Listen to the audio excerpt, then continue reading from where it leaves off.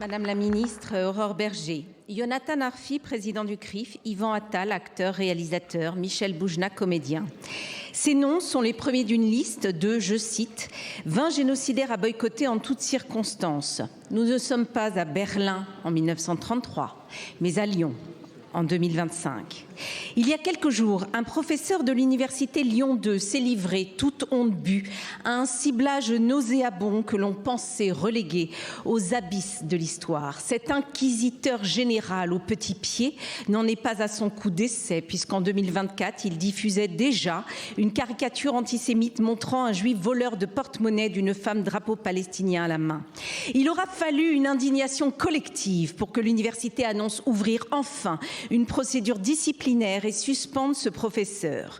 Une université où, rappelons-le, un ancien vice-président a publiquement exprimé sa sympathie pour le Hezbollah, où Mariam Aboudaka, cadre du FPLP, organisation terroriste, a été accueilli et applaudi, où le professeur Fabrice Balanche a été violemment pris à partie par des individus masqués, criant raciste, sioniste, c'est vous la terroriste.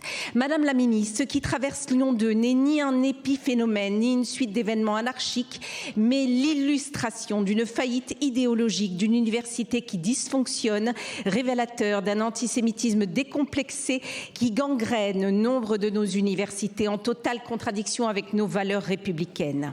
Ces incitations à la haine répétées, l'apologie du terrorisme débridé sont autant de fractures qui mettent en danger l'intégrité physique, non seulement des étudiants juifs, mais aussi de tous ceux qui osent exprimer une opinion différente. Madame la ministre, quelles actions comptez-vous entreprendre pour mettre fin à ces dérives qui interrogent la capacité de nos universités à assurer un cadre républicain, laïque et indépendant? Je vous remercie. Merci beaucoup, Madame la députée. La parole est à Madame Aurore Bergé, ministre en charge de l'égalité entre les femmes et les hommes et de la lutte contre les discriminations.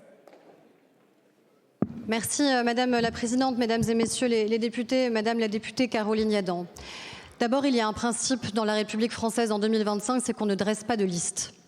On ne dresse pas de liste pour désigner à la vindicte populaire ici 20 personnalités qui ont fait usage de leur liberté d'expression et qui ont assumé en effet des propos qui s'inscrivent pleinement dans les valeurs de la République. 20 personnalités auxquelles on a mis clairement des cibles dans le dos dans un pays qui a déjà connu malheureusement des personnes qui ont été assassinées parce qu'elles étaient journalistes, parce qu'elles étaient enseignantes, parce qu'elles étaient caricaturistes ou humoristes. Celles et ceux qui font ça savent pertinemment les conséquences que leurs actes peuvent entraîner sur la vie de ces personnes.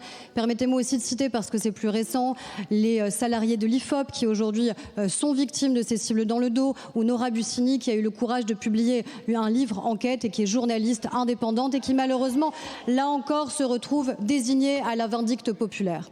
Deuxième chose, c'est qu'il y a une procédure disciplinaire qui a été engagée et aujourd'hui, de manière immédiate, cet enseignant a heureusement été suspendu parce que cela n'est pas et ne peut pas être révélateur de ce qu'est notre université. L'université, c'est d'abord la capacité que nous avons à éclairer, à émanciper, à permettre d'accueillir le débat, mais le débat, ça n'est pas évidemment ce qui s'est passé. Et puis enfin, comme à chaque fois malheureusement sur la question de la lutte contre l'antisémitisme, parce que c'est bien de cela dont il s'agit, il y a des faits qui sont révélateurs. Vous l'avez dit, il y a eu une indignation, mais cette indignation n'a pas été totalement collective.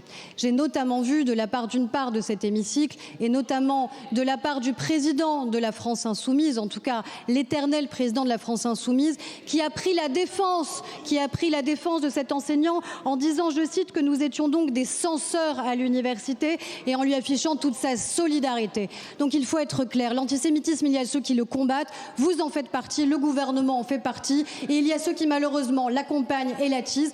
Combattre l'antisémitisme, c'est aussi combattre les filles. Merci beaucoup, Madame la Ministre.